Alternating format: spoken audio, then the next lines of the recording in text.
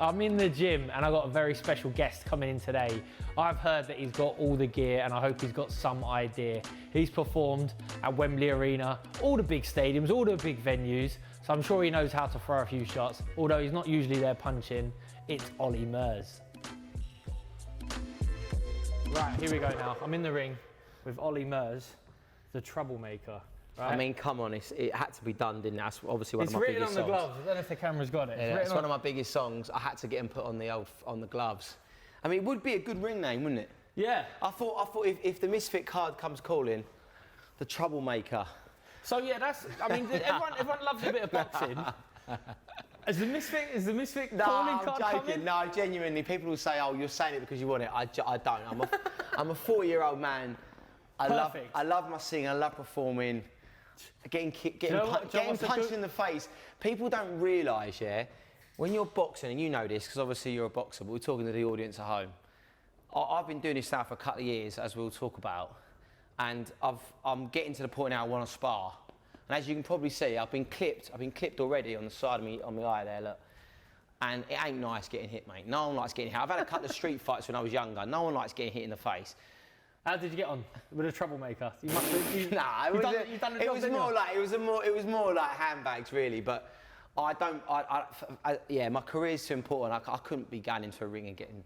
So what would be the ring track that you're ring walking to? Oh, that's a good choice. That's good. It'd have to be one of my own, wouldn't it? It'd have to be Troublemaker. It's Troublemaker. Yeah. Honest, what else could it be? Well, I've got a few other songs, but you know what, boxing, you need that sort of. That song that gets you pumped for a fight. I'm not sure my music gets anyone pumped for a fight. So, but Troublemaker would be a good song. Well, yeah, maybe I could do a Troublemaker with a remix. Yeah. I'll remix it with Stormzy if he's interested. Yeah. Okay. Wicked, mate. Right, so he's in his stance, he's orthodox. That's a nice start for me. Yeah. Okay. We'll sliver over into this corner here. See, now I'm nervous. See, there we go. Right. I do train, but this is different levels now. I'm with George Groves. Shoot me a jab. There you go. And again. Perfect. And again. You feel that right hand? Good. There we go. Lovely hand position.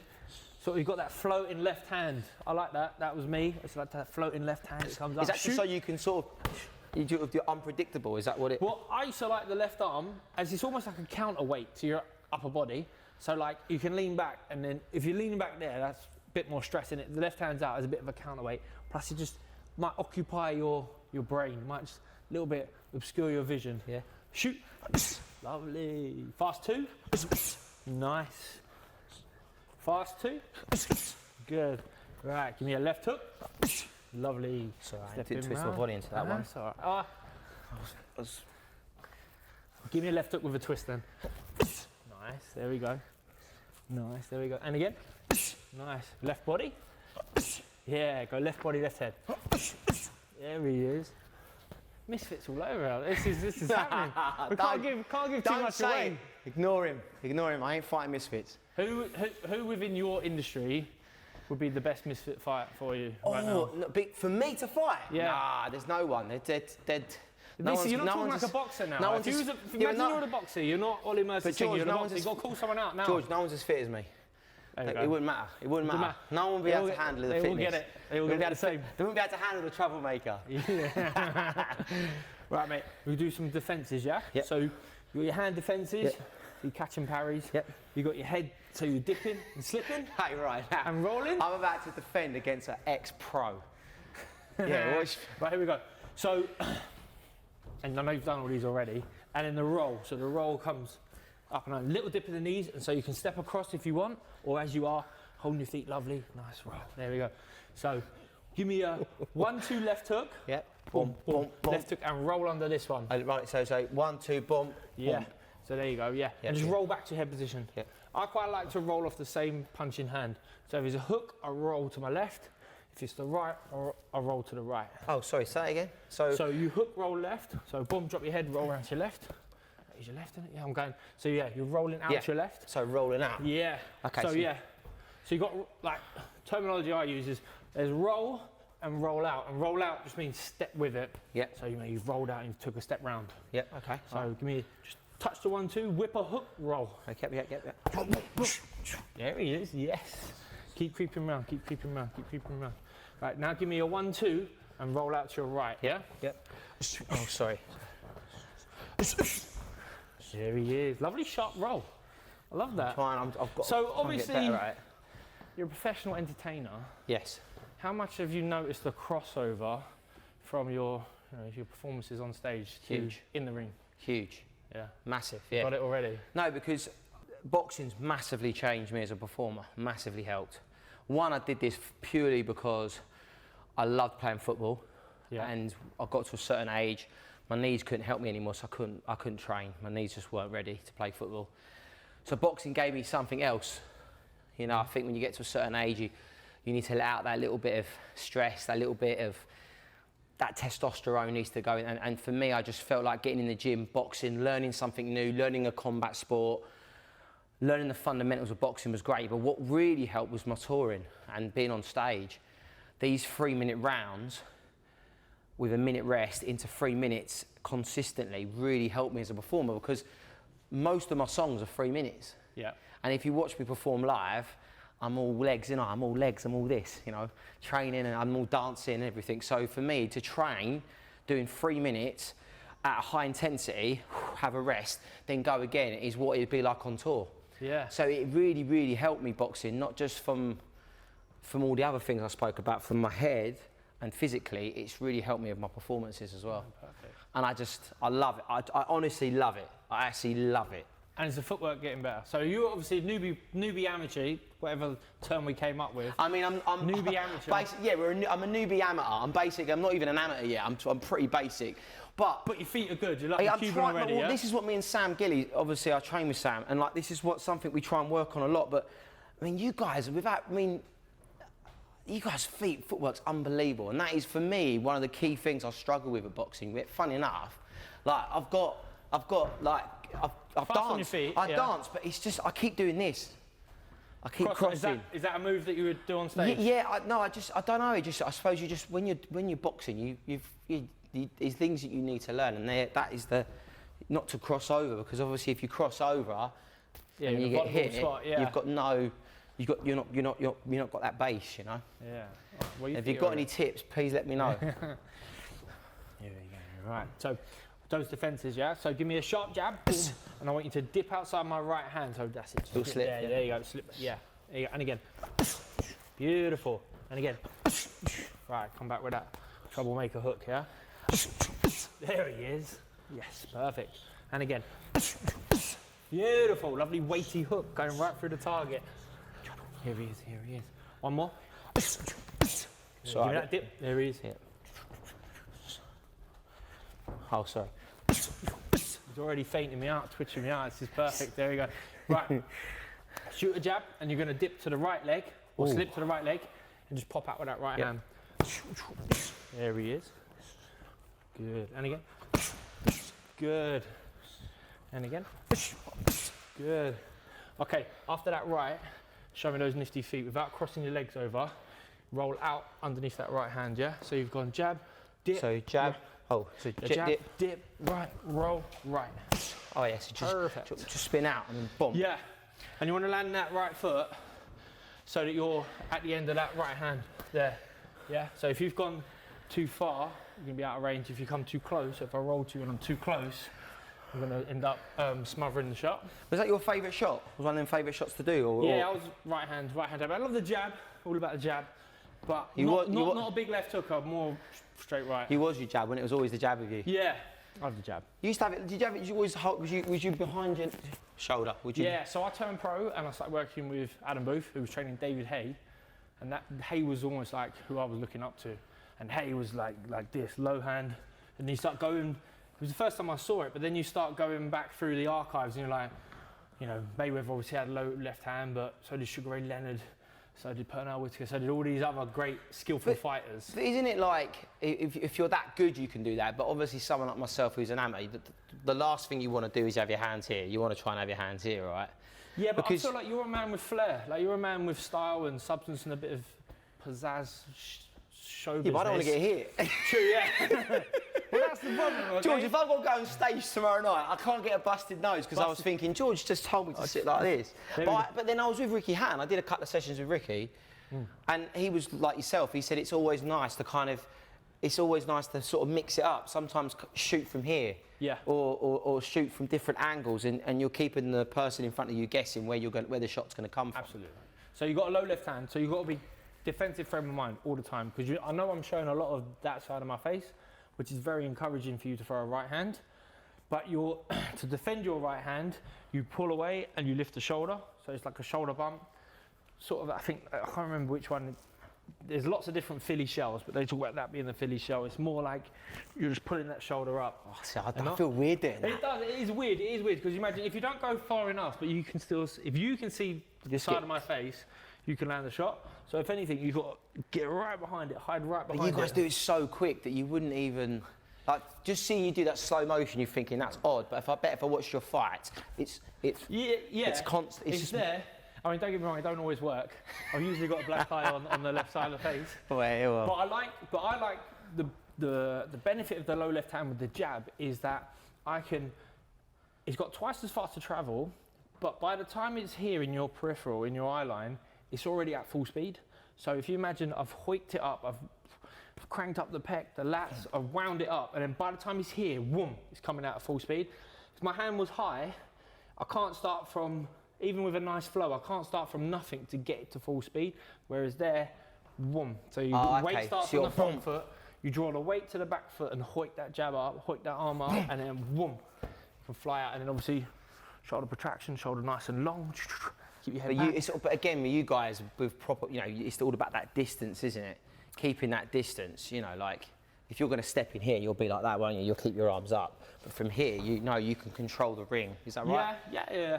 So if you've got a low left hand, you don't want to be at that sort of mid to, so hold your feet, come with me. You don't want to be at that mid to short range. You want to get tight to him, so I'll be here on your chest there. You think, right, I can't hit him, but he can't hit me, and I'm going to try and take an angle and touch her.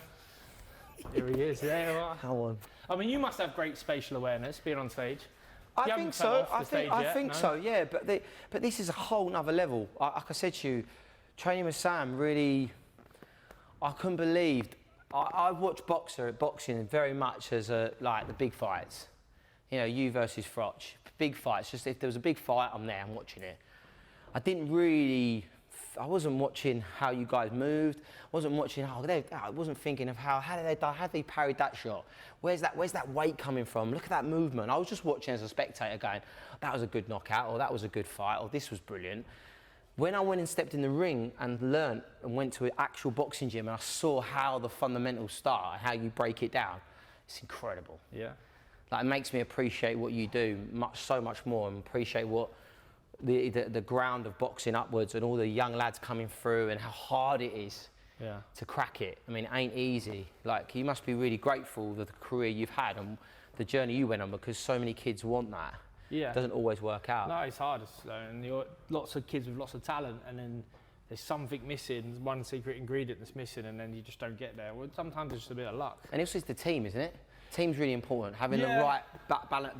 In my career, it's all about that as well. It isn't just about me, it's about the people around you and the team you create.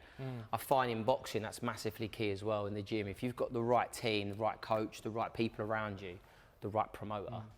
There's this thing in boxing, and you accumulate a team, and then when you start off, it's your trainer, and then all of a sudden it's your trainer, your manager, and your lawyer, and your cuts man, and then your physio, then your nutritionist, then your mind specialist, and then someone else. So, is it similar for you in your industry? Like, does it start off, it's just you and your pal taking on the world, then all of a sudden, as you start to make it, you shy away from it. You're like, oh no, God, they're not entourage, they're team. But no, it is. Yeah, well, back in the day when I first started, it was just me and my mate playing music in a bar. Yeah.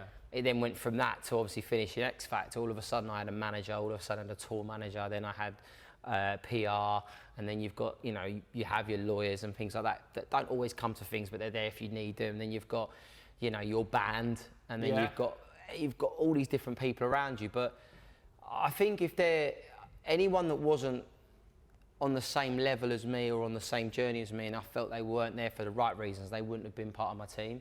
So I was very good at making sure that the right team was around me. And I think in boxing, that's at the top level. When you reach to that point, you need to have the right people. I've seen that, and like I say, I train out of RJ's, and I think the boys there at RJ's are great, a really good team for Sam at the moment in his career, where he is and where he's going to.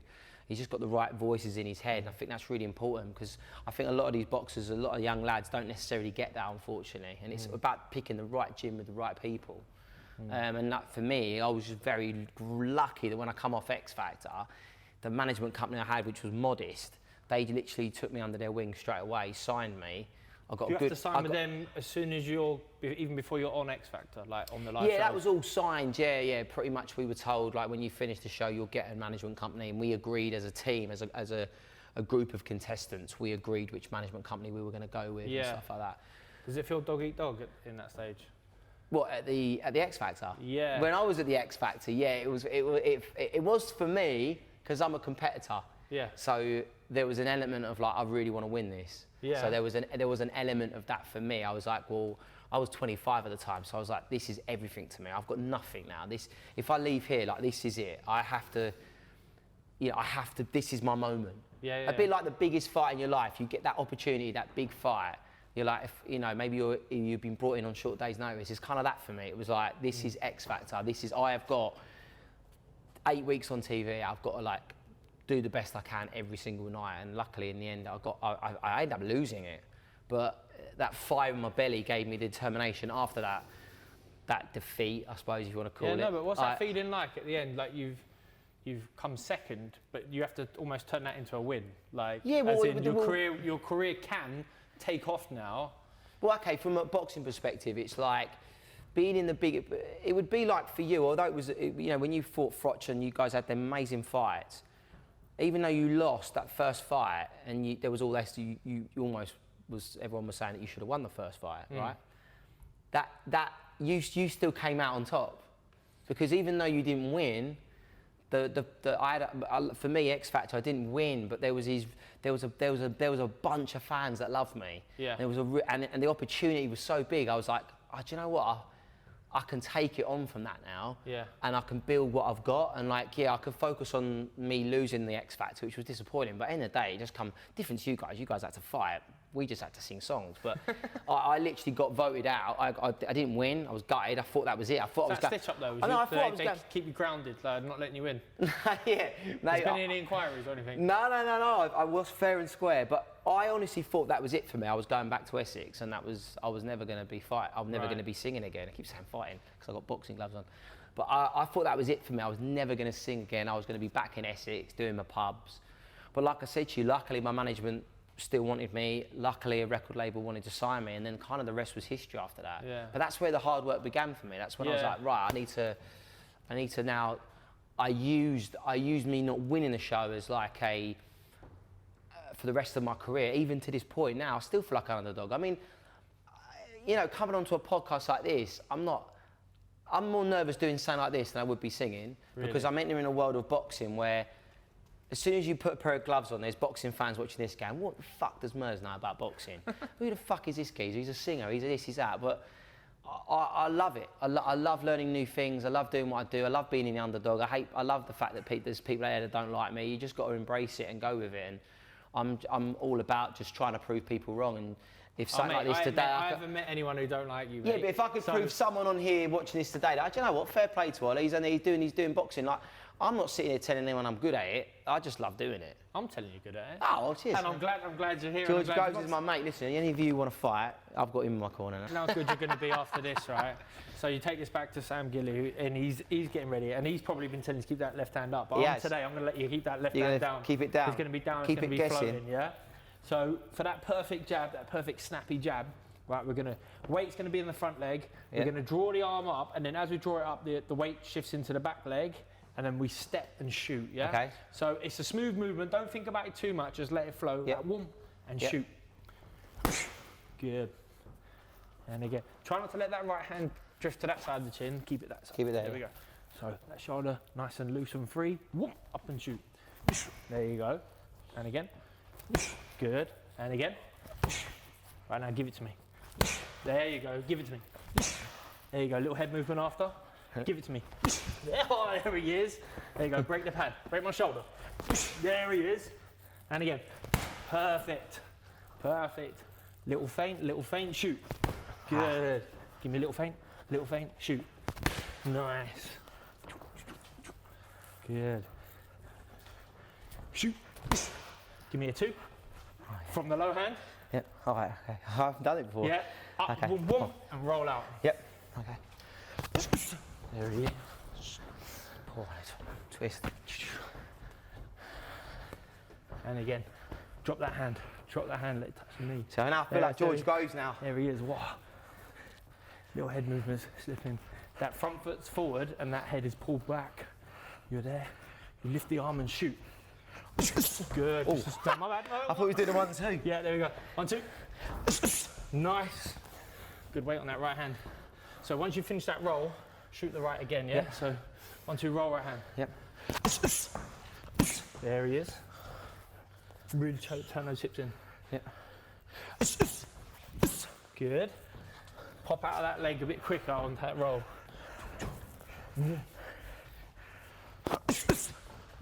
Good. Drop that hand. There he is. He's back. Yeah. Oh, little kick. I always thought entertainers would have that one.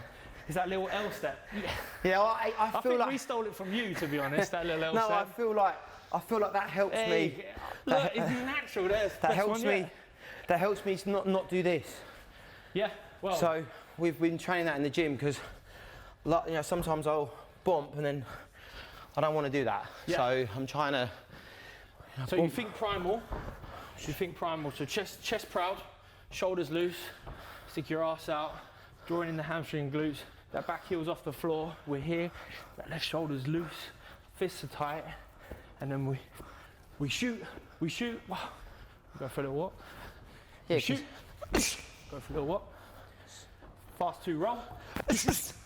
Little walk. There you go. Right hand roll. And a little strut. You've got to add the little bravado, chest up, back, and then back to it. Fast 2. Good.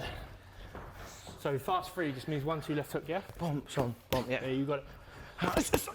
Good. And again. Nice. So from there, let's go down to the body, go left body, right body. And then we'll get them Olly Murs hips in, yeah? So that's nice little flow. But we're going to go left, right, yeah? Okay. Boom, boom, boom. Left, right. Oh. So yeah, drop. So go back to the left. Oh, yeah, right. yeah. Okay, yeah. And again. So boom, boom, boom. There you go. Put them last 2 together. Boom, boom. So 1, 2, 3. Boom, Boom, boom. Right, left. Left, right. Yeah. Nice. There we go. Sit in them hips. Arse back. There we go. And again. Flow those last 2 in. Yeah. Because we're going to add to it after this one. And again. Good. Perfect. Right. So after that right, get back to the right leg. Shoot a right hand, left hook. Yeah. Yeah. So we do it half pace, then we do it full pace. Okay. Boom, boom, boom, boom, boom, boom, and add the hook. There you go. Yep. Last 2 together. Okay, You yeah. got it. Oh, so 3, boom, 2, 2. yeah, yeah. 1, 2, 3. Boom, boom, boom. Oh, boom, boom. Yeah. Okay, done. So we go back to the left, to the right. Yep. Okay. Combination. There he is. Good. Light and springy. There he is. Left hand's down. The left hand's down. Shoot. Left hand's down. Shoot. Good. Fast 2. Yeah, there he is. No, you're too quick. 3 body, that combination, yeah? Yep. You go. Get back to the right. You got it. Combination. Good. That's it. Switching on after. Time. Have a breather. You alright? Great. It makes sense, yeah? Yeah. Amazing. So I like that one when you're just trying to sit in the hips and just go boom, boom. So it's like the shoulders are doing quite a lot of the work. Yeah. And then you're just sort of trying to flow through it. And then when you don't stiffen up, you can go back to the same leg. So how does it feel? How does it feel for you now? Like hitting the heights of your career. Obviously, you retired, and then now you're coaching people. How's the difference that for you? I quite enjoy it. I do really enjoy coaching because, yeah, you feel a value. Do you know what I mean? You feel like, oh, I know what I'm doing, and you're trying to impart it. But also, I feel like I'm learning more, seeing it from everyone else's perspective. Yeah. Trying to get it out of people, you know. Plus, it's really satisfying to be like, you do pads with someone and they throw a right hand, and you're like, oh, you lost the back leg, and they're like, what? And you're like, oh, sorry, I just mean your back leg's going out that way, you know. You can adjust it and you can feel it as you're going along. Yeah, because like obviously I don't know what what it was like for you in the early days, but obviously for me being with Sam, Sam obviously trains me in the gym. He's obviously a pro. He's fighting for the British title soon, but he would train me. Yeah. So he's already like learning that coaching side of it. Yeah. And teaching me things. Is that something that you did when you were fighting, or did you not? No, I didn't. I mean, I'm fortunate enough to be like a full-time pro. So whether Sam does it because, you know, he's not busy enough boxing or because he just loves coaching. Yeah. Some fighters are different, but yeah, no, it was only after boxing I sort of. Very interesting. Even at the end of boxing, I was like, no more boxing, no more. And then you realise, actually, I'm quite good at it, and actually that's probably all I've got to give this world. Do you know what I mean? I spent 20 years learning how to be a good boxer. I should continue that studying. Yeah, but it's great. It's great. Like, I mean, obviously, I was a coach on The Voice, and I suppose in a different way, I'm still obviously singing and doing my career. But there was a real satisfaction for me giving something back. Yeah. To new singers coming through, and I suppose it must be the same for you. It must be satisfying to go, look, you know, all that knowledge and all that experience I've had, the big occasions, the big fights, the big wins, the world belts. You know what I mean? To be able to see young guys come in the gym, and for you to give them that experience and give them that, you know. Well, there's more to like incredible. More to it than just the finished product, isn't it? Like you must know, because every year, I think still now, there's X Factor or the equivalent, but not the 10 finalists or even the 2 finalists. They don't always make it, do they? So you've got to be able to roll with the punches, you know, and manage expectations in the gym. Some fighters will be better than other fighters, but you could be a Southern area winner, a title. Yeah. You can win a belt there. You might win a belt in this area. You might end up being the Commonwealth champion, but you might not. I mean, like I say, being a world champion, it's not everyone's going to not everyone's going to be a world champion. Yeah. You know what I mean? But I'm just saying, it must be amazing for you to be able, like for example, when I was coaching singers, like, we knew that not all of them were going to make it, but we wanted them to enjoy the experience, enjoy what they were doing, and enjoy their career for as well, their moment with us. But for you, it must be just enjoy their career in here with you and get the best out of them. Do people know that at the time? I think so, yeah. But it's a competition where they know at the end of it, especially on our type of show, only one person can win. Yeah. But what we try and do on the show, or what we used to, was when I was on it, obviously, what I would like to do as a coach is for them just to have the best experience. Yeah. But for you, obviously, over a longer period, when the fighters come in, is it about just giving them the best experience, getting the best out of them, and just managing expectations, right? Yeah, I mean, because you would have been because you'd have been in gyms when you was younger, where there would have been fighters that were really talented but didn't obviously reach the potential that they wanted to, whereas you did. Yeah, I mean, some guys they peak too early, or you know, there's a lot to it. You can have all the talent, but there might be some missing ingredient, and you come unstuck. And like now, me at my age, I feel like I've got enough wisdom to be like, I don't know it all. Whereas when you're like 24, 25, everything you know, you think, well, that is it. I know everything now, and everything I believe in can't possibly be wrong. Whereas I'm at a stage now, 36, where I could be like, I might change my mind in the future. I might feel a bit differently about something. And not obviously coaching guys, you know, you're seeing all these different types of people. Well, you was quite. Back in the early days, you were quite cocky and quite. Yeah. You were bright. So I was trying to add value. Yeah, but that's amazing, because not every fighter sees that. Yeah. So that already for me is something you can put on someone. Say, I say it to a lot of the fighters that I meet as well. Now it's not all just about having the talent. It's about you in that, how you was in that. Like, I'm sure you and Frotch have spoke about it loads. Like, you brought so much to the table, not only as a boxer, and Frotch was, but you're just the way that you guys, you just were like a partnership. These fights in British history, like, that was one of the best ones, but you was good at that. You was good at just winding someone up and like being a bit cocky, and you created something that was probably nothing. Yeah. But all of a sudden it became this fucking. So I think that's definitely something that you can impart on someone. Go, look, you know, you saw an opportunity, didn't you? And you went, I need to take this. Yeah. And you because fighters now, it's not just about the fight, it's the press conference, it's what you bring. And, you know, you guys stood on the pitch at Wembley, things that you were saying to each other. Like, and it was all you, really. Carl was just like, who is this geezer? Yeah, I think who does he think he is? Yeah, Carl, yeah. That was Carl's, who is he? Don't belong No, there. but it was the way it was like, this guy's got so much, like, front. Yeah, he's got so much nuts. That was all I had at that point. I was like, he's the star. He's told us he's the star. I better give it to him to keep him guessing. Yeah, but you know what I mean, though. But that's what I think. That's one of your. I mean, apart from your boxing qualities, that's something that you had. That we always had the logical ending of a fight. I mean, do you have that in your industry where there might be maybe a bit of rivalry, a bit of this, a bit of that?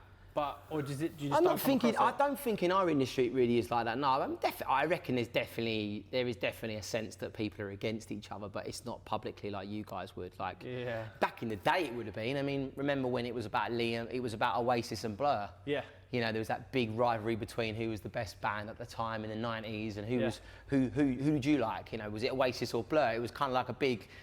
You know, there was definitely rivalry. I remember Robbie had a bit of a thing in the press, I think, with Liam at some point. There was definitely back in the day, the music industry had that needle about it and that little bit of fight. Yeah. Nowadays, I think we're all too nice. No one wants to come out and say anything. And I'm not that type of person. I really ain't. Like, I respect all the artists that do, like I would if I was a boxer. I respect everyone, anyone that gets into a ring and fights. You've got to have nothing but respect for, whether you like each other or not. It's still, you've got in the ring and you know, for us as singers, I respect every artist for what they do, the hard work that goes into performing. But so what's the holy grail for you? Like, obviously us, we've got to win a world title. What is it for you guys? For me, it's so, my personal goal when I came into this was, could I earn enough to buy a house or get a deposit for a house? That was the first thing. Yeah. And, you know, I've been very lucky that I was able to do that. I think the big objective for any singer has to be, the biggest thing is the Brit Award or Glastonbury. Yeah. Something like that. I mean, they're two things I've never done in my career, and that's probably why I'm still striving and working hard and still doing what I'm doing, because there's still that opportunity that one day it could happen for me. You fucking should do as well. So I really hope, I mean, I've been nominated for Brits and I nearly won, I didn't. But by the way, it really doesn't matter if you don't ever win a world title, Usher. It doesn't matter if you don't win things like that. It's, as long as you gave it your best, and I've done nothing but give it my best. And I've been nominated and I've got incredible fans. I'm doing sellout tours. I'm very blessed and very lucky. I've got a great fan base, but there's still that part of me that's like, oh, can it happen one day? Who knows? I'll see. But I've got a funny story actually. I actually have a Brit Award. Right. Now, Whose is it? No, I didn't nick it. I was at a Brit Award a few years ago and Harry Styles won. Harry's was a friend of mine. I haven't seen him in many, many years, but I took his Brit Award and said, I'll take it. Yeah. When you walk backstage, you basically give it back. Like, you don't actually physically take it. But then a couple of weeks later, I get a knock at the door and a special delivery, and I open the box and it's Harry's Brit Award. Right. And he put a little message in it saying, this is for you, mate, all the love, H. And he actually put my name on top of it, Olly Murs Brit Award. So I actually technically have a Harry Styles Olly Murs Brit. So I'll take that. Yeah. Yeah, that's still my claim to fame. That's good. I mean, we'll get you one. Thanks, mate. We'll definitely get you one. One day I'll get one. I don't know when, but it will happen, hopefully. If I keep doing when you win it, you can send it to Harry. Exactly. So there you go, mate. Harry, I got yours, you can have mine. There you go. Yeah. Maybe, you was really good a couple of years ago, but maybe I'll be too busy that night and I'll say, oh, Harry, you pick it up Harry, for me. pick it up for us. Yeah, I'm busy. I'm touring the world, yeah. Don't think that's ever going to happen, but we can dream. Let's do the pre-fight, just before the ring bell goes, boom. I want to know what the look is. Have we got, so... What was yours? So I was always, in the amateurs, you always try to make the eye contact. So sometimes a bit of that. Sometimes I... What are you thinking in that moment, though, like? I'm thinking in that moment, talk us through for the fans, right? You're at Wembley Stadium. This is the first fight against Froch. What are you thinking when you're stood there and you're about to walk into the centre of the ring? Like, what is going through your mind? Are you thinking of like, right, first round, I need to just... Or are you looking at him thinking, right, I can see something, or what? Yeah, so the face, I think the face is like, we're about to have a tear-up. But the back of the brain is thinking, how am I starting this fight? Which you know, because obviously you prepped it the whole time in camp, you know. So if it's, right, no free shots in the first round. I used to like that. Like, I'm not fussed about landing a shot as long as I don't take a shot in the first round. So, you know, defensive frame of mind, sharp start. Because sometimes it takes you, you've done all your warm-up, but now you've had the big freaking bus tour to get into the ring. You waited for him to come do his ring walk, national anthems, Michael Buffer's Give It the Beans, and now you're 15, 20 minutes since you've thrown a punch. Talk us through when you first saw Michael Buffer and he's like, says your name. That's got to be pretty awesome. Yeah, you can't see Buffer because usually you're almost too far back, and then someone will go, right, go. And you don't know, it's like, okay, go. Right, so we're off now, here we go. So that whole moment just was a bit of a blur, really? Yeah. Oh, wow. Just because you can't even see it and feel it. Like Wembley Stadium's so sorry, big. in my head I'm like, well, of course you wouldn't, because there's like hundreds of cameras and... Yeah, I mean, I can't remember what tunnel, we came out of a tunnel for that one. But it doesn't matter, usually you're in the changing room and you get the knock, and it's like, the door opens, security open the door.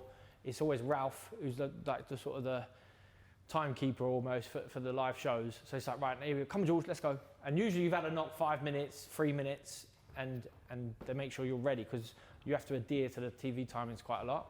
But by the time you're in the ring, I'm not a big, you know, be a proud national, sort of, you could be like that for the national anthem anywhere else. Like when the football's on, you're like this. But when it's your fight, you're like, oh, I do not want to listen to this national anthem. I just want to have a fight. No, I bet, because you're just like, this is it now. And that adrenaline's fine, and you know you're about to go to war. Yeah. It must be hard to try and focus on anything but, right, I need to just focus on what he's going to do when he comes at me first few minutes or first few seconds. So I'll give you a secret away from me, Ollie. So we come walk to centre ring and you've got to touch gloves. Right. You listen to the referee, you're not listening. And for some reason, some superstitious reason, my hands had to be above yours every time. So most of my fights, you'll see I'm sort of half praying here because I've got to touch the top of your gloves. What if I'm like this? I'll go like that. Like, really? And if you're up there, I mean, if anyone knew it, it'd be like, what are these idiots doing? But most of the time, most people are relaxed and they don't really want to touch gloves, so their hands are there, so it's okay.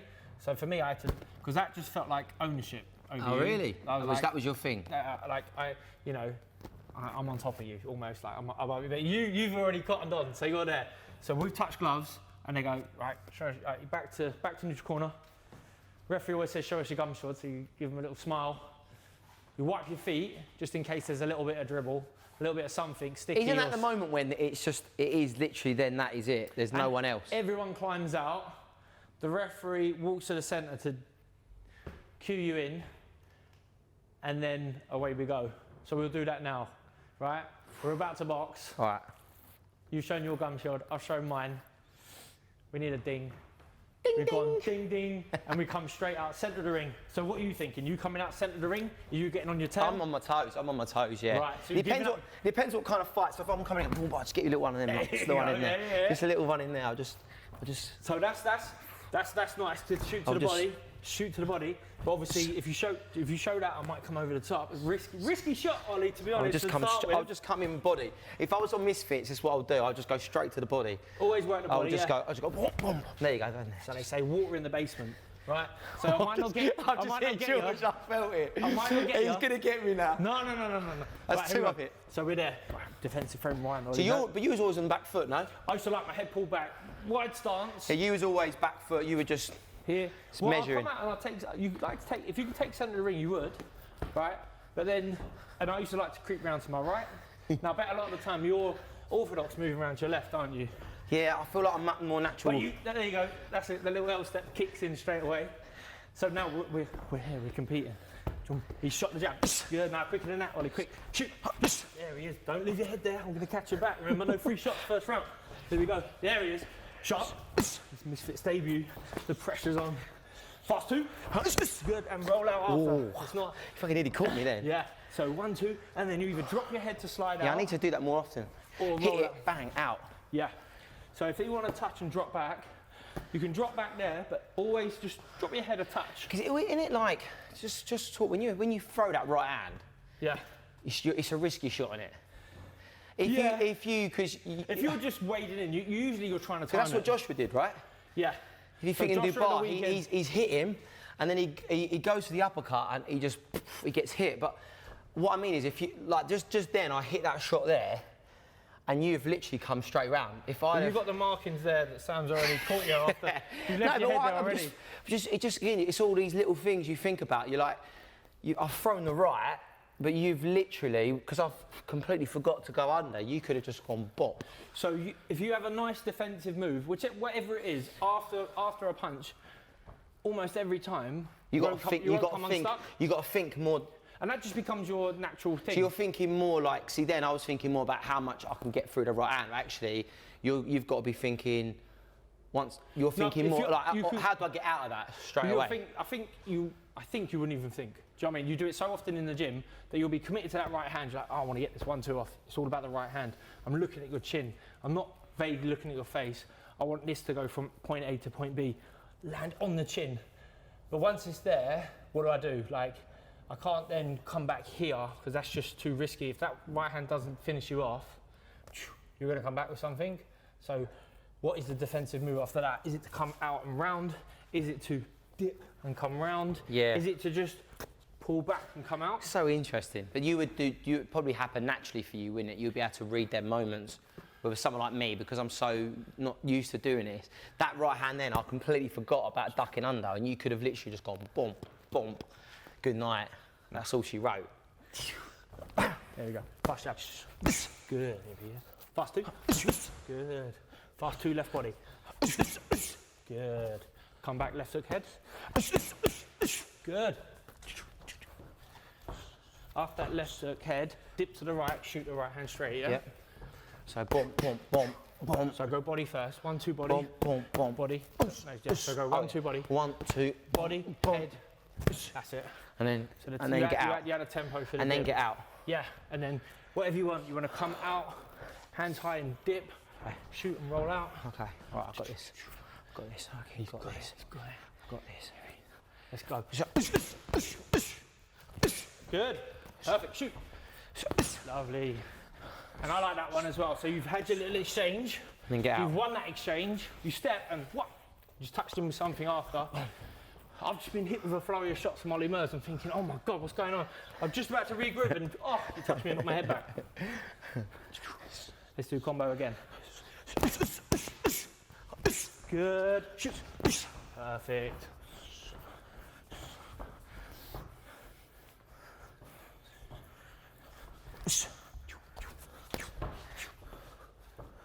Combination. Sorry. Yeah, combination. Sorry, I kept. Do it again. So after that hook, dip to the right and shoot. Yeah. So let's go half pace. Oh, that's that one. So that dip that's it. So don't even worry about this front leg doing a lot. Just hit the back leg. So you imagine the weight's on your left leg, you've hooked to the right leg, shot and rolled. Yeah? Yes, that is that. Boom. Oh yeah. Yeah. So hook to the back leg. Boom, boom, boom. There he is. Yeah, okay, let's do it. Ready? Yep. Fuck off, didn't rock. Half pace, full pace, yeah? Half pace first.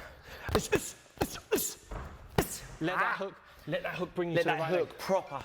What I found boxing is obviously it comes from this bit in that, you know, that just moving you. Yeah. So stick your ass out, right? So most boxers, they tuck their hips and they roll their shoulders. Yeah. And they fight like this. Yeah. But all your power's coming from the back. So what you want to do is you want to untuck your hips, stick your ass out, then recruit the hamstring and glutes. Obviously you're already in your calves because your back heels are off the floor from time to time. Shoulders are loose and pulled apart, chest proud, back strong, chin down, fist tight, away you go. So from there you're in a much stronger position. It's much easier to get, so if you're a little bit tucked and then you end up swaying with the knees only really want to go up and down. You're using them, is it either abductors or adductors, the inner quads to sort of hold and break you when you, so you whip to the back leg, shoot, dip, roll. There you go. Yeah, that's the one. That's what I want. Yes. Perfect. Last one yet. There he is, and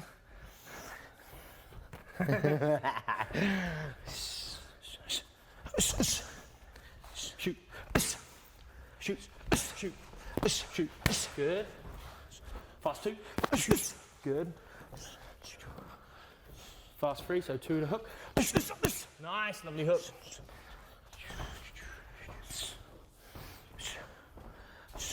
Good, good, good, good, good, good. Shoot, shoot. Good, good, good, good, good. Yeah, that's it. Good. So shoot me a jab. Dip outside my right. Oh, yeah. Yep. There you go. Yeah, go hook head. Yeah. Good. One more. Nice. Nice. You play the shoulder game, yeah? Yeah? All right, come on Here then. you go, touch the shoulder. Come on then. I'm slow now. I used to be really fast. Oh, we're going to but play the shoulder game. I'm really slow now. What is it, first to three? Okay. First to three, shoulder game. You touch the shoulder. Murs versus Groves. Troublemaker. Ah! Okay. Oh, no, she's... So I give you the shoulder, me. I got low left hand. I give you the shoulder. Give you the shoulder. Hey, he's still got it. He's carrying a lot of weight. This Groves kid. Jesus. I'm so nervous. One. That's one. We're gonna go under it. I have to go under it. Oh.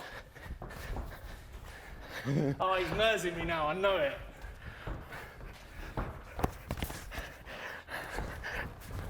There you go.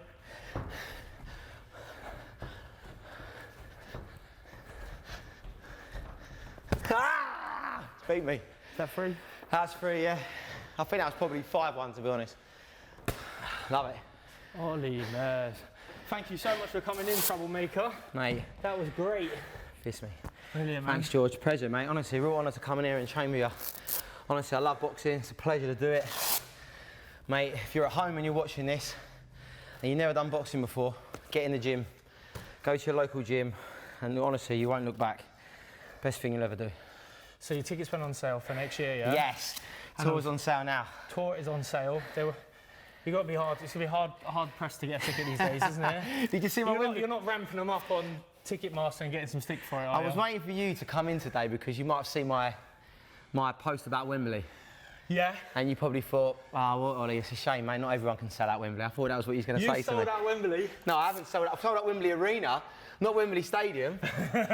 You did that. So Wembley Arena next year. Wembley Arena next year. Date. That's the London date, 18th. I've got 202s that unfortunately are sold out. But there's loads of other dates online. There's 4 or 5 dates that are still available. Manchester, Birmingham, Glasgow, obviously Wembley. I think there's Dublin as well. So. Can I make one request? Of course you can. Can I see the L step on stage? Like, the L step? The L step. Wembley. It's got troublemaker, that's your middle name. Yeah. I'll do the L step. Thanks for having me. No, nice one, mate. You too.